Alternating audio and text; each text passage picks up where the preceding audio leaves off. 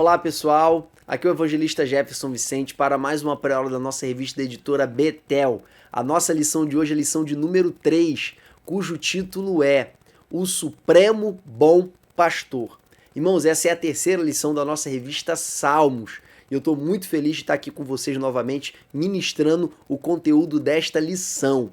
Irmãos, eu dividi a nossa exposição de hoje em 7 tópicos, se aproveitando aí de cada uma das expressões que a gente vai desenvolver aqui. No nosso tópico 1, nós vamos falar acerca da expressão O Senhor é meu pastor. No tópico 2, nós vamos falar acerca de que nada nos faltará. No tópico 3, nós vamos falar sobre verdes pastos, águas tranquilas e refrigério. No tópico 4, nós vamos falar acerca das veredas da justiça. No tópico 5, sobre o vale da sombra da morte. No tópico 6, sobre a exaltação no banquete que Davi ele se vê participando como uma honraria dada por Deus para ele. E nós temos no tópico 7 um fechamento do salmo aí com expressões de confiança, tá? Que concluem o pensamento do início do salmo. Irmãos, eu queria dizer para vocês que o esboço dessa exposição ele está aqui na descrição do vídeo. É só você clicar e baixar, se você quiser ter acesso a todos os versículos e a todas as citações que nós fazemos aqui. E eu vou colocar para vocês também disponível o PowerPoint. Você que gosta de seguir a nossa exposição, eu vou disponibilizar para vocês aí o PowerPoint para você eventualmente estar utilizando na sua igreja, tá? Eu gostaria de alertá-los, porém, que se você quer seguir a revista à risca, eu recomendo que você entre no blog EBD Betel e baixe o PPT, baixe o PowerPoint de lá, porque lá ele segue à risca os subtópicos da nossa revista, tá? Então vamos avançar? Primeira coisa que eu queria dizer para vocês é que o Salmo 23, ele é dividido em duas partes, ou pelo menos ele é dividido em duas imagens diferentes. Do versículo 1 ao versículo 4, nós temos a imagem ovelha-pastor, que dá ênfase aí nessa relação de confiança que a ovelha tem no seu pastor. Na parte 2, nós temos aí a imagem de um banquete de honra. É um anfitrião honrando um convidado, tá? Isso está no versículo 5 e está no versículo 6. Nós vamos fazer agora uma exposição a partir do versículo 1, onde diz: O Senhor é o meu pastor. Essa expressão Senhor, irmãos, no hebraico, ela é o nome próprio de Deus, que é o tetragrama sagrado YHWH. Não se tem a preservação escrita das vogais dessa expressão YHWH. E por falta da preservação dessas vogais, a gente traduz esse nome para o português como Jeová, às vezes a gente traduz como Javé e às vezes a gente traduz também como Iavé. Só que de todas as três, a melhor tradução seria Iavé. Por quê? Porque o YHWH ele pode ter a identidade da sua vogal, pelo menos da primeira sílaba, identificada na expressão Halel Iá, ou Aleluia. A expressão Aleluia é Halel, louvai, Iá, que é Iavé, Senhor. Então, Aleluia ou Aleluia é louvai ao Senhor, tá? Então a gente pega esse Iá aí do finalzinho e identifica que a primeira vogal da primeira sílaba é o A. Então ficaria Iá, e aí pela etimologia da palavra eles identificam que tem um E ali na segunda sílaba, onde ficaria Iavé, tá? Essa seria a melhor tradução. Como, porém, nós usamos a versão de João Ferreira de Almeida, versão revista e corrigida, ele não traduz o nome do Senhor, tá? Ele, na verdade, substitui a expressão Iavé, ou tetragrama sagrado, pelo nome Senhor. Só que quando a tradução é feita do nome Iavé, ele coloca em caixa alta, todas as letras maiúsculas, Senhor. No entanto, quando ele traduz uma outra palavra que também deveria ser traduzida como Senhor para o português, que é Adonai, que era a expressão que um servo utilizava para se referir ao seu patrão, ou um escravo utilizava para se referir ao seu dono no hebraico, essa expressão Adonai, que também deveria ser traduzida como Senhor, ela efetivamente é traduzida como Senhor, mas tem como diferenciação a caixa baixa, que são ou todas as letras minúsculas, ou só a primeira letra maiúscula e as demais minúsculas. O problema é quando a palavra Iavé, ela vem ao lado de Adonai. Então ficaria na tradução, seguindo esse critério, Senhor com letra minúscula, Senhor, Senhor, Senhor. E aí ficaria muito esquisito, tá? Então todas as vezes que aparece no hebraico Adonai Yavé, a nossa Bíblia traduz como Senhor Jeová. Só que Jeová não é a melhor tradução, como eu estou dizendo para vocês, porque Jeová é a mistura das vogais de Adonai com as consoantes de Yahvé. Então fica uma misturada que não tem nenhum fundamento histórico adequado, tá? Então a melhor tradução seria Yahvé. Então esse salmo aqui está escrito Yahvé é o meu pastor. Tá? Eu só estou destacando isso para vocês, porque a nossa tradução que a gente usa nas nossas igrejas não traz o nome Yahvé, mas traz a palavra substitutiva a ele, que é a palavra Senhor em caixa alta. Então, Davi escreve esse salmo, irmãos, porque ele está com um sentimento de adoração, principalmente na área da confiança ao Senhor. Como eu falei para vocês na lição de número 1, quando alguém está cheio de sentimentos, ela procura expressar esses sentimentos não num texto em prosa, num texto argumentativo. Ela procura expor esses sentimentos através de arte, pintura, música, poesia, porque através das artes ele tem vários outros recursos que não estão disponíveis porque através das artes o artista ele tem recursos muito mais amplos para externalizar o seu sentimento de adoração. Como eu disse na música, você não tem apenas a letra, você tem harmonia, você tem melodia e você tem ritmo. Se você acelerar muito uma música, você dá a sensação de alegria. Se você desacelera a música, você dá a sensação de melancolia. Se você tiver uma melodia em escala menor, você dá mais uma tristeza, um tom de tristeza para aquela música. Então, quando você quer expressar sentimentos, a melhor maneira de você expressar sentimentos é através dessas formas de arte. E eu mostrei para vocês que a poesia é uma delas, que tem o seu ritmo e tem a sua rima em português, tem os seus paralelismos e tem o seu ritmo em hebraico, conforme exposto na lição de número 1. Então Davi aqui ele quer expressar a Deus uma adoração, uma gratidão por tudo que o Senhor faz e fez por ele. E que tudo isso que o Senhor faz e fez por ele gerou nele um sentimento muito profundo de confiança diante do Senhor. Então Davi ele procura no seu mapa mental, ele procura na sua mente uma imagem que pudesse traduzir esse sentimento de confiança que ele tinha por Deus. E ele recuperou dos períodos da sua juventude, período da sua adolescência em que ele era pastor de ovelhas, ele recuperou a imagem de um pastor que era ele, cuidando das ovelhas do seu pai, disposto até mesmo a dar a vida por elas. Conforme nós vamos ver Jesus falando lá em João capítulo 10, o bom pastor ele dá a vida pelas suas ovelhas, mas o assalariado, o mercenário, ele quando vê o lobo ele foge. Davi não era um mercenário, ele cuidava das ovelhas do seu pai com toda a sua capacidade. Tanto é que ele teve a coragem de enfrentar um leão e um urso para proteger aquelas poucas ovelhas. Só que Davi não apenas protegia as ovelhas, Davi protegia, mas também Davi levava para pastos adequados para elas se alimentarem, levava para águas adequadas para elas saciarem a sede.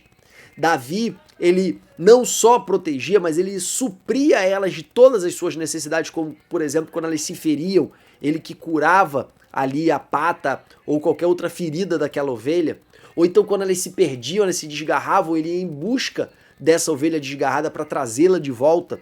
Então Davi, ele tem essa imagem, esse arquétipo do relacionamento da ovelha com o seu pastor, e ele se apropria desse arquétipo, ele se apropria dessa imagem para se referir à relação de confiança que ele tinha em relação a Deus. Então ele começa o salmo dizendo, o Senhor é o meu pastor, no sentido de eu sou a ovelha dele, eu sou completamente dependente dele. E aqui é interessante outra observação dessa relação ovelha-pastor. O camelo, que era um animal criado naquele tempo também, ele tem uma autonomia muito grande, ele pode ficar dias sem beber água, por exemplo. O bode é um animal muito resistente, ele também consegue ficar dias sem comer e mesmo assim sobreviver. Já a ovelha, irmãos, é um animal frágil. A ovelha ela não tem chifre, a ovelha não morde, a ovelha não dá coice, a ovelha não tem ferramentas naturais de autodefesa, ela precisa ser protegida por alguém. Outra característica da ovelha é que essa fragilidade também, em relação aos predadores, também é uma fragilidade em relação à vida. Ela é muito fraca para doenças, ela é muito fraca para feridas, ela é muito fraca para todas as circunstâncias da sua vida. Então, para uma ovelha crescer e se desenvolver e se multiplicar, ela precisa do cuidado pastoral. Então, Davi, ele não quer apenas falar desse sentimento de proteção que ele tinha em relação a Deus, porque ele já fez isso em muitos outros salmos. Ele chamou Deus de seu libertador, de seu refúgio, fortaleza, escudo. Davi usa vários tipos de imagens para se referir a Deus, para expressar um sentimento de confiança. Só que aqui no Salmo 23 ele utiliza a imagem do pastor, porque a imagem do pastor dá a ideia de uma proteção integral, que abrange não apenas a proteção dos perigos externos, mas também de toda uma rede de cuidados para a preservação da ovelha. Então quando ele diz, o Senhor é meu pastor, ele está dizendo, eu confio nele como uma ovelha confia no seu pastor. E nós vemos isso muito claramente no transcorrer do Salmo. Então aqui eu queria fazer um esclarecimento para você. Se você ler o Salmo 23, você vai ver que Davi está se colocando como ovelha.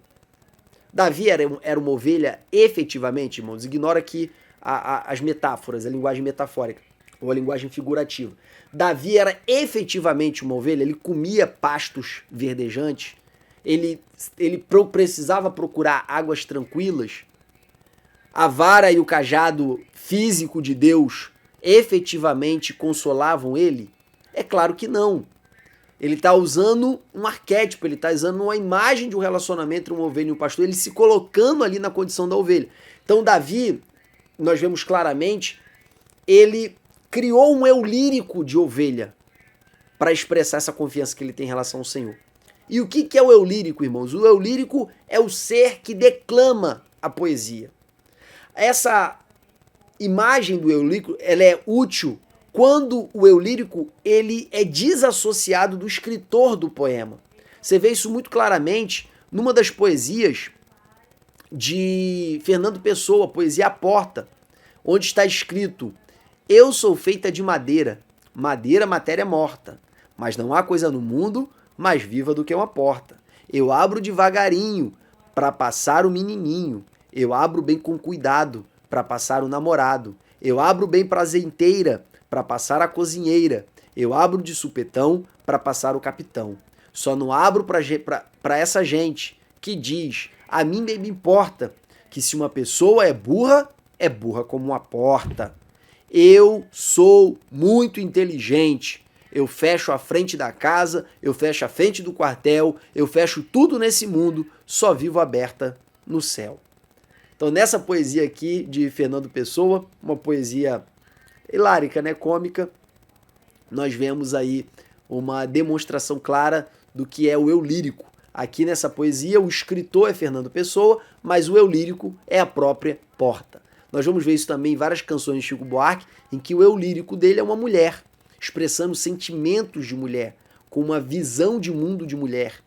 Então, você vê muito claramente nesses exemplos aí a diferença entre o escritor e o eu lírico. Aqui no nosso exemplo, o eu lírico do texto é uma ovelha, tá? Ainda que essa dissociação não seja completa, como no exemplo da Porta, porque essa ovelha é Davi, mas como Davi não era efetivamente uma ovelha, a gente pode falar de uma dissociação parcial, então a gente pode dizer que o eu lírico, ele é ao mesmo tempo Davi e ao mesmo tempo não é, porque Davi não era uma ovelha de verdade, porém, ao se colocar como ovelha, o eu do escritor também está contido dentro do eu lírico, tá?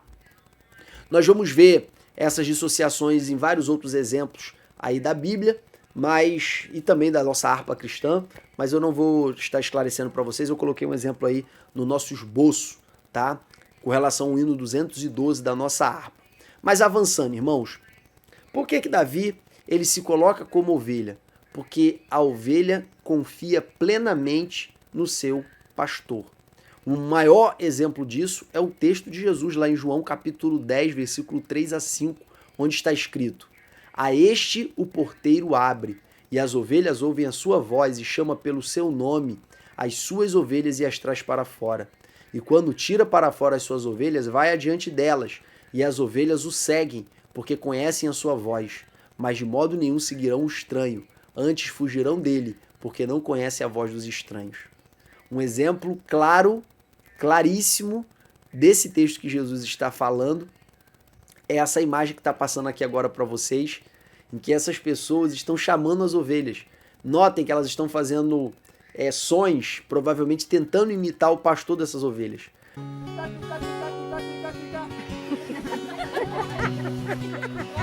One more time. Oh, one is.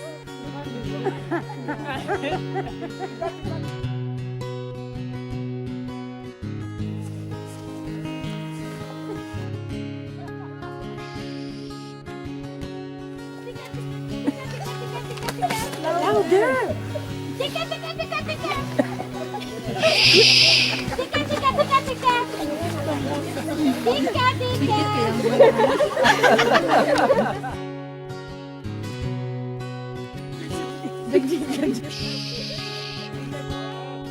Tika, tika, tika!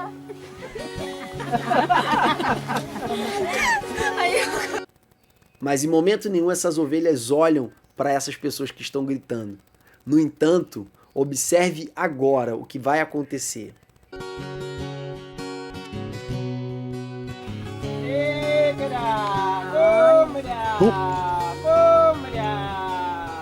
Look at them, look at them.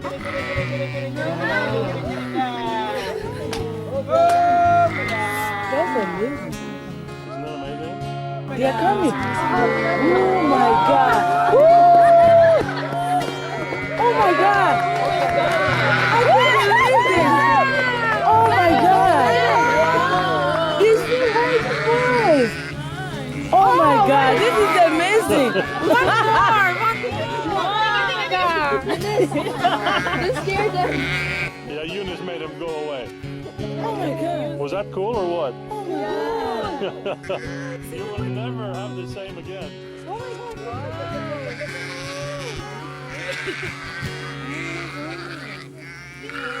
I can't believe. Muito interessante, não é verdade? Muito interessante. Olha a reação das ovelhas quando ouvem a voz do seu verdadeiro pastor. Olha como é que elas se comportam. É disso que Jesus está falando. E é esse sentimento de confiança da ovelha em relação ao seu pastor e da identidade dela com o seu pastor que Davi estava tentando expressar através desse salmo. Então a gente vai olhando aí na continuidade do salmo, irmãos, o desdobramento dessa confiança que Davi tinha por Deus como seu pastor. Então a gente entra agora no nosso tópico 2. Nada me faltará. Essa expressão, irmãos, nada me faltará, é nada mais, nada menos que o desdobramento lógico da ideia de que o Senhor é o meu pastor. Se o Senhor cuida de mim, se Yahvé cuida de mim, do que eu posso ter falta? Se o Todo-Poderoso, se o Supremo Bom Pastor cuida de mim, o que me resta de necessidade? Nada. Absolutamente nada. É por isso que ele diz, o Senhor é meu pastor, nada me faltará. Essa expressão nada me faltará, ela aparece um pouquinho diferente em outras traduções, como por exemplo, de nada terei falta. Ou na Bíblia Viva, ele me dá tudo o que eu preciso. Ou na NBB ou na Pastoral, nada me falta. Em todas essas expressões, irmãos, ou melhor dizendo, em todas essas traduções, fica muito claro que eu não sinto falta de nada porque Deus cuida de mim. E se Ele cuida de mim e Ele tem todo o poder nos céus e na terra, é impossível que alguma coisa que eu efetivamente precise venha a me faltar. E nós poderíamos parafrasear, irmãos, esses textos dizendo simplesmente que como Ele cuida de mim, eu terei tudo o que realmente preciso. Queridos, fica ligado numa coisa. Tudo o que eu realmente preciso. Aqui a gente precisa fazer uma distinção entre o que eu quero e o que eu preciso. O que eu quero é uma coisa, o que eu necessito é outra coisa. A Bíblia diz que todas as coisas cooperam juntamente para o bem daqueles que amam a Deus. Deus faz com que o universo conspire para o nosso bem. Só que o que é o nosso bem? A sequência diz que é sermos iguais a Jesus. E às vezes, para sermos iguais a Jesus, que é o supremo bem para a nossa vida, a gente vai ter que passar por dificuldades, a gente vai ter que passar por tristezas, por perseguições, por aflições. Então, quando a Bíblia diz que o Senhor é meu pastor, nada me faltará, ela não está fazendo uma defesa da teologia da prosperidade. Ela não está dizendo que tudo vai ser mil maravilhas. Ela não está dizendo que tudo vai ser fácil. O próprio Jesus nos adiantou, no mundo tereis aflições. Então, queridos, quando a Bíblia diz nada me faltará, é nada do que eu realmente preciso. E aqui, irmãos, aqui vale uma observação. O que eu realmente preciso está conectado não apenas às necessidades do meu corpo, mas às minhas necessidades como um ser integral, que é corpo, alma e espírito. Então, o que eu realmente preciso é o que o meu espírito, o que a minha alma e o que o meu corpo precisam. Tudo que eu realmente precisar, no sentido de expressão de necessidade, de uma integralidade existencial, nada disso vai me faltar. Só que eu preciso crer, eu preciso confiar, eu preciso realmente acreditar de todo o meu coração que Ele é o meu pastor, que Ele cuida de mim, que Ele me sustenta. Salvo o contrário, eu não terei essa confiança. Porém, eu preciso confiar na bondade de Deus, eu preciso crer que Ele é bom, que a bondade é um aspecto, é um atributo do seu caráter inegociável. Como Jesus disse, se vocês sabem dar coisas boas para os vossos filhos, quanto mais o vosso Pai Celestial. Nós precisamos crer que Ele é bom, que Ele nos ama, que Ele não tem prazer no nosso sofrimento, que Ele não tem prazer nas nossas amarguras, nas nossas tristezas. Ele só tem prazer nisso quando tudo isso contribui para o nosso aperfeiçoamento, como um pai que às vezes vê o filho passando por uma tristeza, por um choro, por um momento de desalento, mas o pai sabe que aquilo ali só está cooperando para o seu fortalecimento. Então a gente precisa crer que Deus nos ama genuinamente, a gente precisa crer que Ele é bom, para até nos momentos ruins a gente ter absoluta certeza que nada está nos faltando. Então o Senhor é meu pastor e se Ele cuida de mim, eu posso ficar tranquilo. Nada, absolutamente nada me faltará. Dito isso, irmãos, vamos para o nosso tópico 3. Verdes pastos, águas tranquilas e refrigério. Irmãos, entenda bem. Por que Davi tinha tanta confiança em Deus e tinha tanta certeza que nada iria faltar para ele? Irmãos, ele tinha essa confiança absoluta porque ele já estava acostumado a ser cuidado por Deus. Ele já tinha inúmeras experiências do cuidado e do zelo de Deus pela vida dele. E ele expressa isso no versículo 2. Deitar-me faz em verdes pastos. Guia-me mansamente às águas tranquilas e refrigera minha alma. Aqui eu quero fazer 4 destaques. O primeiro é deitar-me faz. Deus está preocupado com o nosso descanso. E aqui, irmãos, não é só o descanso do nosso corpo. O descanso do nosso corpo, ele está manifestado no mandamento que manda a gente guardar o sábado. Nós vamos encontrar Jesus falando sobre o sábado, não renegando o sábado, mas conformando ao sábado ao seu verdadeiro propósito.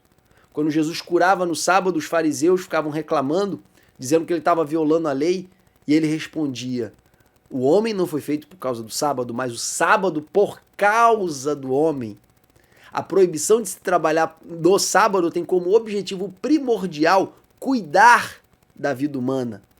Porque o corpo humano ele depende de descanso para se renovar, para se preservar.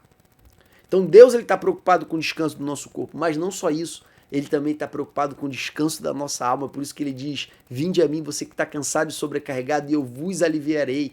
Tomai sobre vós o meu jugo e aprendei de mim que sou manso e humilde de coração e encontrareis descanso para a vossa alma.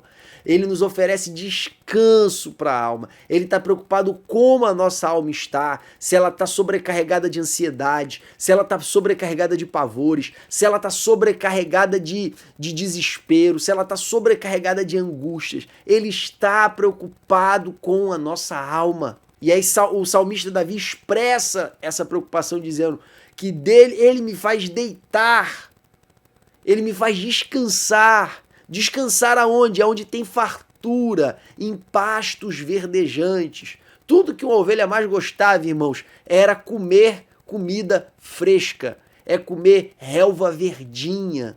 Essa era a comida saborosa para uma ovelha. E o bom pastor ele faz questão de chegar, identificar e levar a sua ovelha para descansar no meio da abundância de pão. Outra coisa que o pastor também faz, ele leva as ovelhas para águas tranquilas.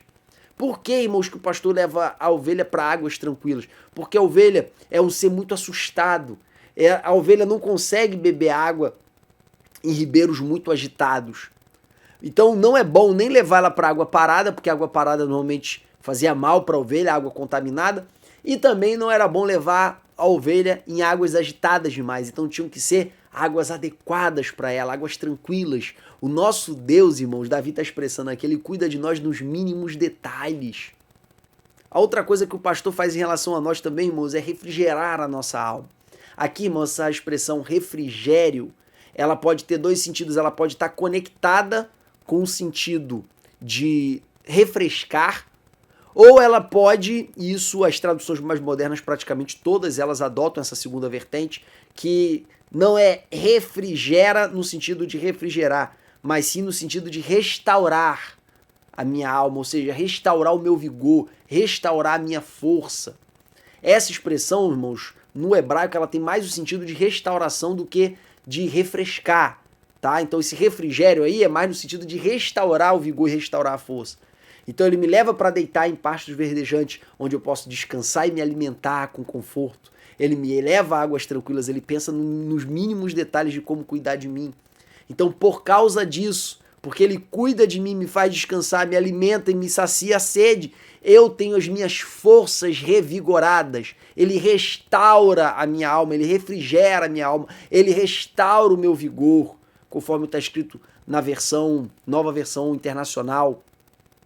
Então, queridos, a gente vê muito claramente aí o sentimento que o salmista tem em relação ao cuidado de Deus. E se Deus cuida de mim dessa maneira, mas não somente isso, e aqui a gente entra no nosso tópico 4, que são veredas da justiça, ele também nos guia pelas veredas da justiça por amor do seu nome.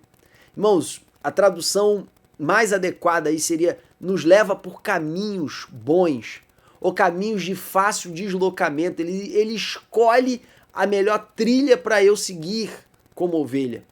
E isso tem a aplicação que foi apropriada aí pelo nosso tradutor, que é veredas da justiça. Dá uma aplicação moral para esses caminhos bons, esses caminhos de fácil percurso, ou caminhos retos. Essa expressão, ela vem para nós, ela tem aplicação prática para nós, como ele me conduz por caminhos justos. Ele me leva a ter uma vida correta, ele me leva a ter uma vida justa, por amor do seu nome. Ele me faz ser um objeto de glorificação do seu nome. Ele me faz ser um instrumento para a sua glória. Ele redime a minha vida dos meus pecados. Ele redime a minha vida dos meus vícios. Ele redime o meu caráter dos meus defeitos e me faz um instrumento para a exaltação da sua glória nessa terra.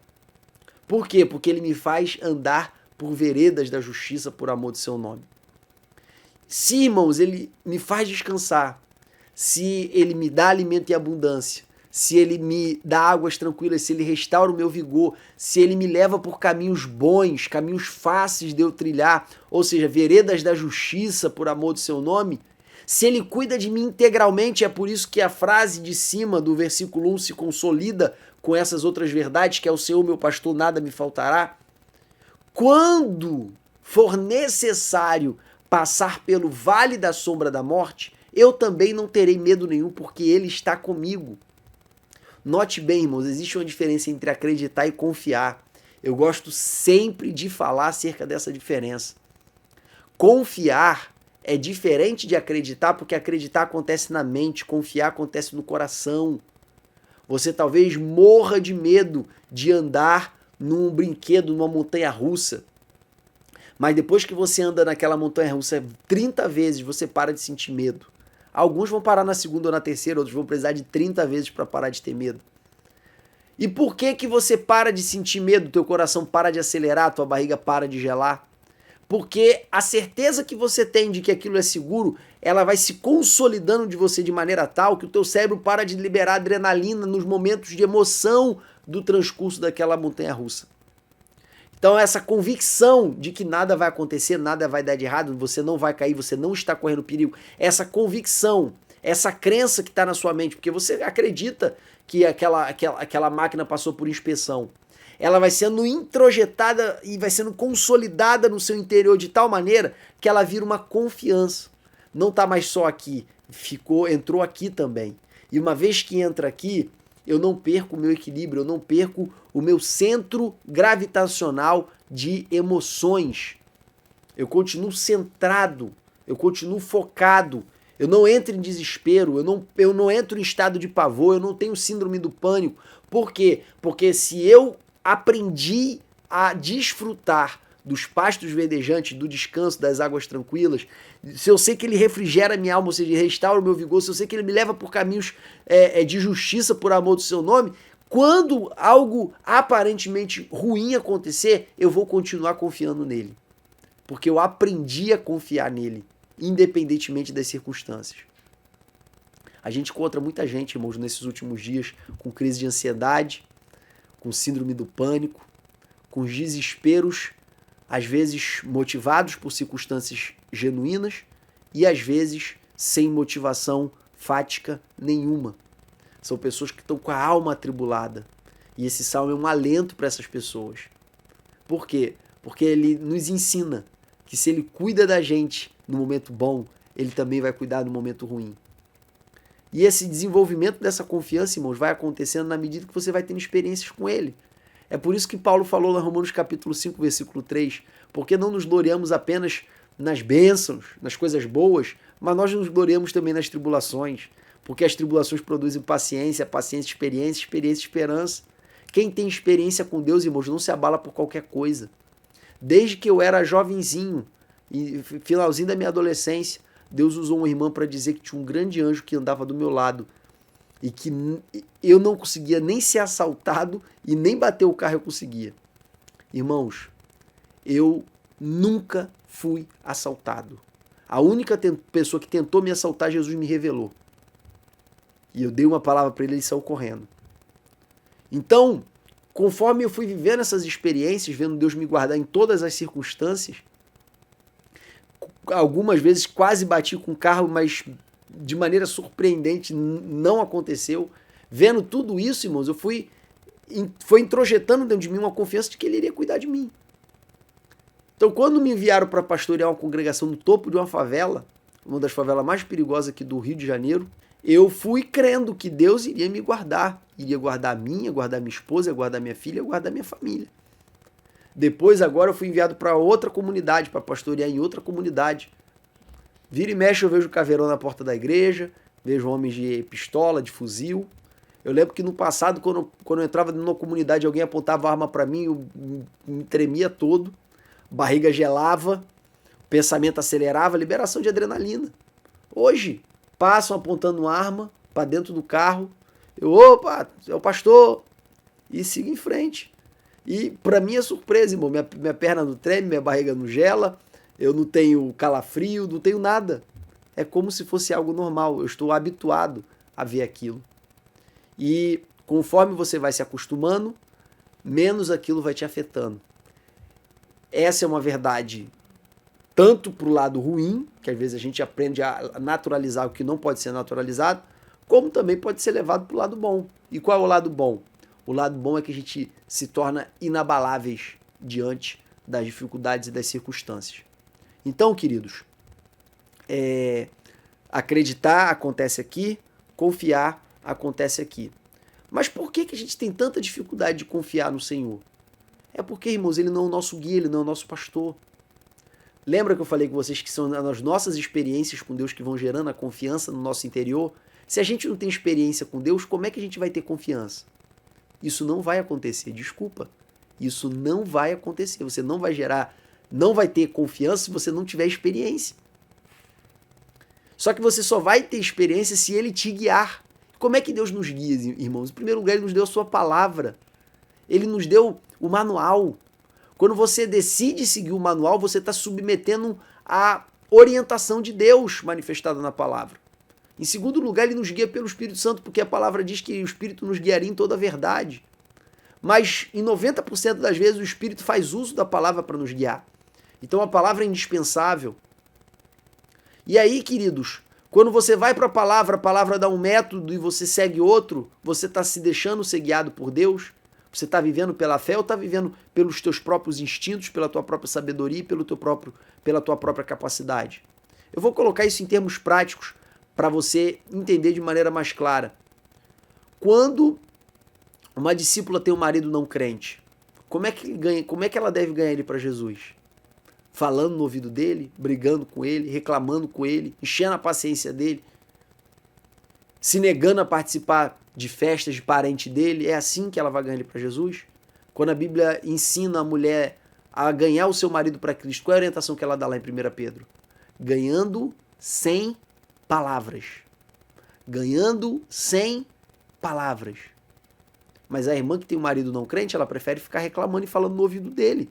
Porque ela acredita que se ela falar, ele vai tomar jeito, ele vai tomar tendência. Ela prefere usar o método dela e não o método de Deus. Irmãos, como a Bíblia manda a gente tratar os nossos inimigos?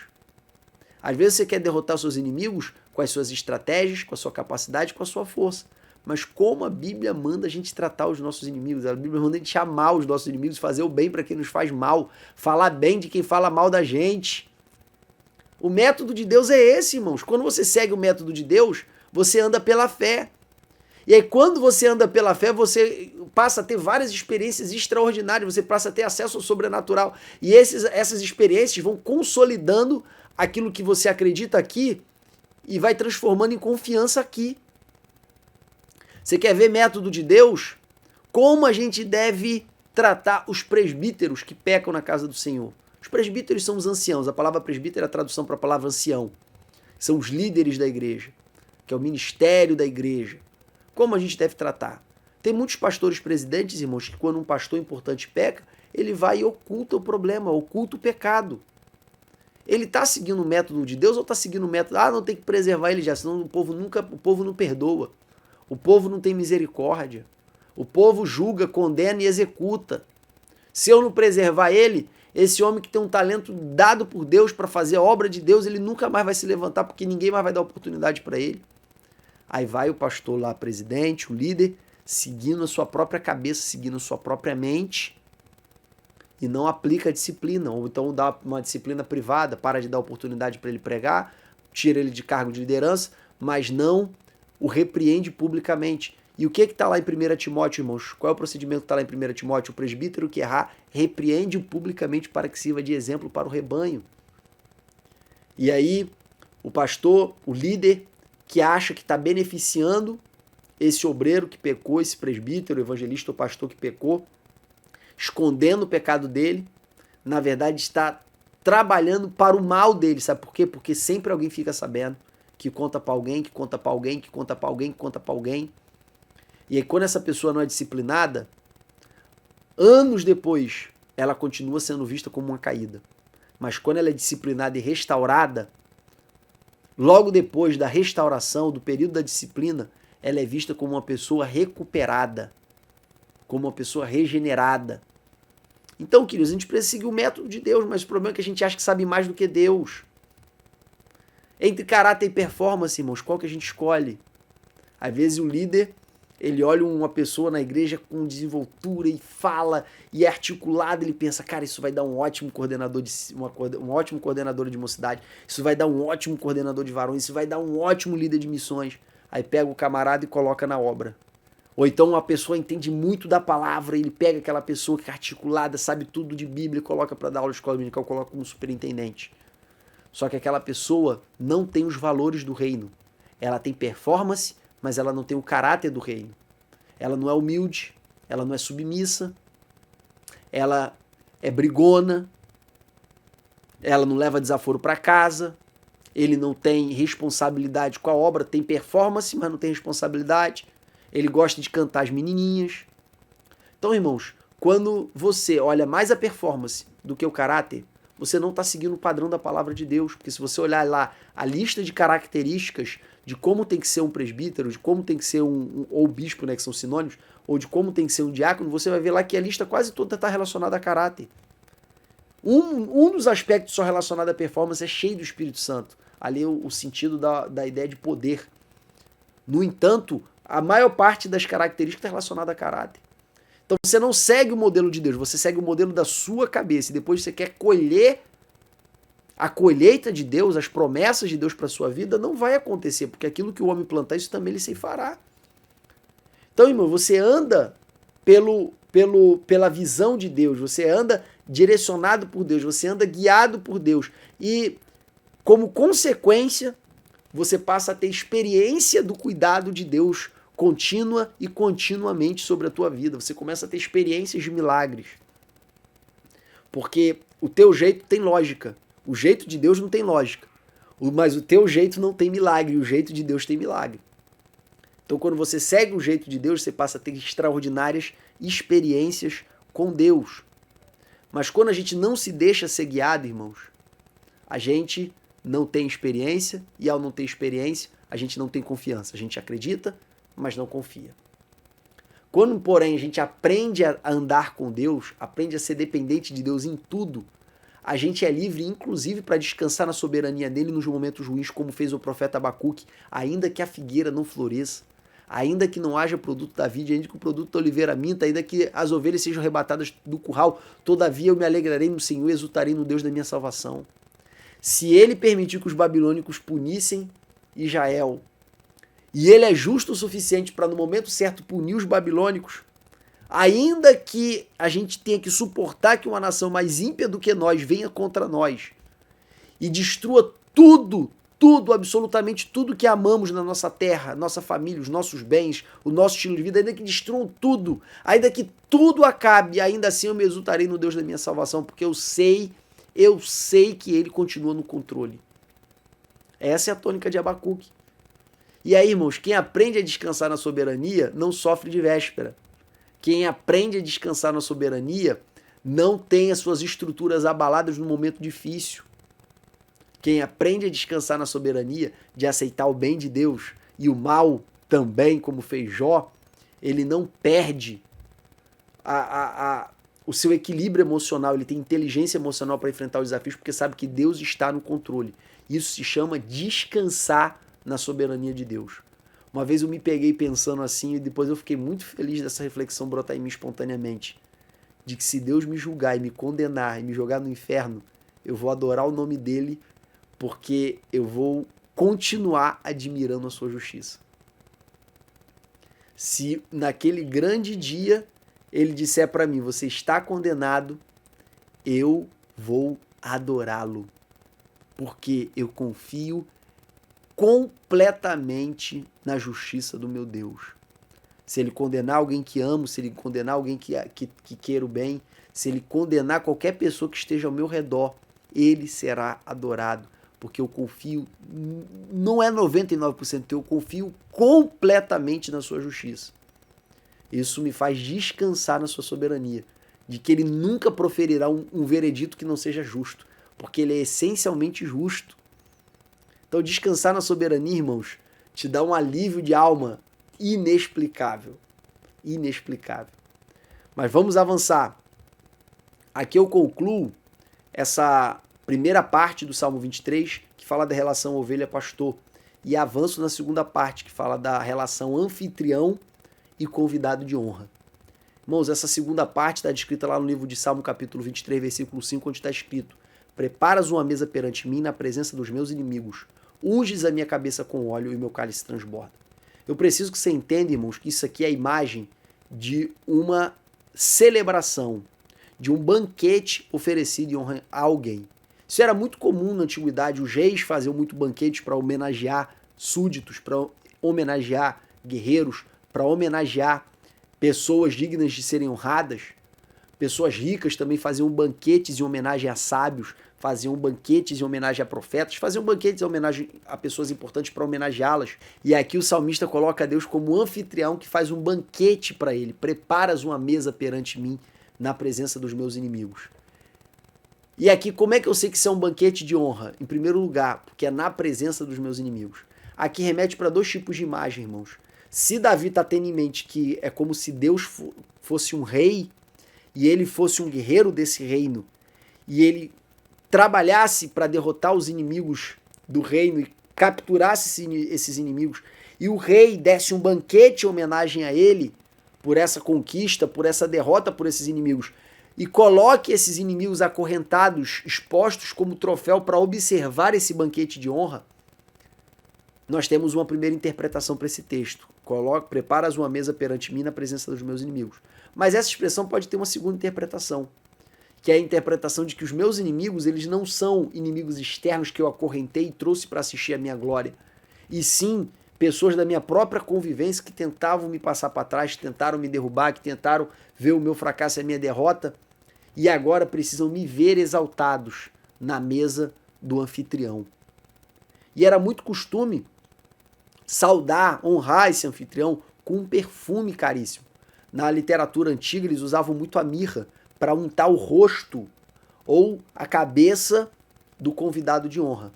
Nós vamos ver essa imagem de maneira muito clara lá em Lucas capítulo 7, naquela passagem de Jesus almoçando na casa de Simão, fariseu, e aquela mulher, uma mulher prostituta, uma mulher da vida, levando um unguento caríssimo para derramar sobre a cabeça de Jesus, ungindo a sua cabeça e honrando ele, chorando e secando os seus pés com as suas lágrimas.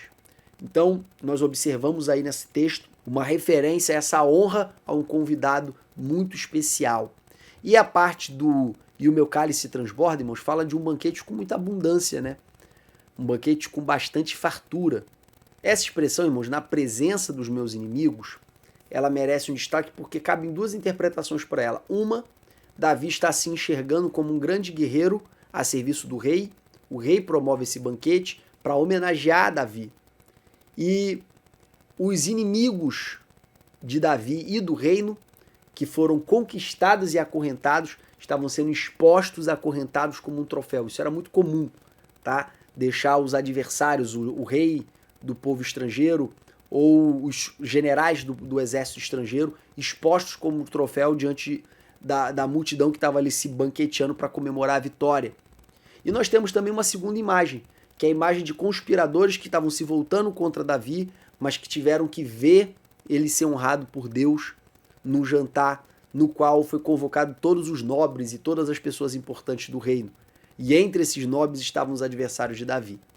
Mas no fundo, essas duas imagens têm o mesmo propósito, que é mostrar os inimigos presenciando Davi sendo honrado pelo Senhor. A expressão "unges a minha cabeça com óleo", ela tem muita relação com um hábito que existia no Oriente Antigo de ungir esse convidado de honra com mirra. Era muito comum derramar na cabeça ou untar o rosto como uma maneira de honrá-lo, tendo em vista que esses perfumes aí feitos com azeite, eles eram muito cheirosos, tá? Então, essa provavelmente é a aplicação desse texto, que Davi aqui se vê como um convidado de honra que estava sendo ungido como maneira de manifestar o seu prestígio naquele banquete. E o meu cálice transborda fala acerca de um banquete com muita fartura, tá? Fala acerca de um banquete com muita fartura. Esses dois exemplos, irmãos, fazem a gente lembrar do que aconteceu com Mardoqueu e Amã, lá no livro de Esther, em que Amã, que era a pessoa que estava tramando a morte de Mardoqueu, teve que levá-lo no cavalo do rei com as vestes reais e ficar gritando que isso é feito com o homem que o rei quer honrar. Então a imagem de Amã e Mardoqueu é uma imagem que se encaixa muito bem nesse versículo 5 do Salmo 23. Uma observação final que eu gostaria de fazer aqui com vocês, irmãos, é a seguinte: nem toda exaltação provém de Deus, tá? A gente não pode ficar perseguindo a exaltação. Em primeiro lugar, porque a exaltação pode vir do nosso próprio esforço, pode ser um resultado do nosso trabalho. Então essa exaltação não necessariamente veio de Deus. E tem um segundo tipo de exaltação que é tão perigosa quanto, porque a primeira, ela nos vulnerabiliza para a manifestação do orgulho. E a segunda também. Só que a segunda não provém do nosso esforço, mas provém do próprio Satanás. Você vê o exemplo disso quando ele usou aquela menina adivinha lá na cidade de Filipos para ficar elogiando Paulo e Silas, dizendo: vai aí os grandes homens de Deus. Satanás estava honrando o nome de Paulo e Silas com o objetivo de desvirtuar o coração deles. Então nem toda honra é uma honra que procede de Deus. Outro ponto importante aqui é que a gente não deve procurar a exaltação, irmãos. Isso aqui é o que eu posso chamar de paradoxo da exaltação no Evangelho. A gente pode até desejar a exaltação, mas a gente nunca pode buscar a exaltação. A gente busca se humilhar para Deus nos exaltar. A gente não busca a exaltação, a gente busca a humilhação. Ainda que a gente deseje a exaltação, a gente cresce para baixo. A gente se humilha mais para Deus fazer o trabalho de nos honrar, tá? E por fim, nós temos aí uma expressão no versículo 6 que só corrobora o nível de confiança que Davi tinha no Senhor, tá? Ela fecha com chave de ouro esse sentimento de confiança de Davi através do seguinte versículo: certamente que a bondade e a misericórdia me seguirão todos os dias da minha vida e habitarei na casa do Senhor por longos dias. Essa expressão, a bondade e a misericórdia me seguirão, nos faz lembrar de que estes sinais seguirão aos que creem. E aqui, irmãos, vai um grande segredo. Os sinais seguem, as misericórdias seguem e a bondade seguem. Creia nisso. Não fique correndo atrás de bênção, não fique correndo atrás de milagre, não fique correndo atrás de algo que Deus possa te dar. Queira ser completamente guiado por Ele, que tudo isso vai correr atrás de você. Que Deus vos abençoe, vos dê uma aula abençoada e continue edificando a vida de vocês em nome de Jesus. Amém.